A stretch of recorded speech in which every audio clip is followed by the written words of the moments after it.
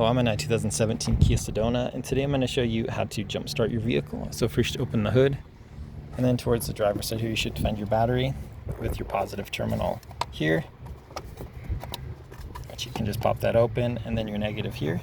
And you can always double check on the batteries as well. There's typically a positive sign by the positive and a negative sign on the battery by the negative terminal.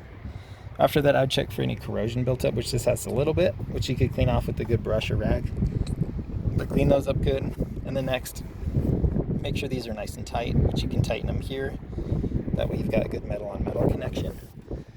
And after that, then with your jump box or your jumper cables, you'll take your positive clamp and you'll connect to as much metal as you can for metal contact. And then for your negative clamps, you'll connect to as much metal as you can as well. If you're using jumper cables leading to another vehicle, make sure that the vehicle is turned on with the motor running, and you've got your positive leading directly to the positive on the other vehicle, and your negative directly to the negative on the other vehicle. You want to make sure you don't cross those by mistake, because that could cause damage to computer systems, electronics, fuses, things like that. But all that said, once you've had this connected and charging for a few minutes or more with good metal connections, that hopefully has gotten you enough juice to get this started.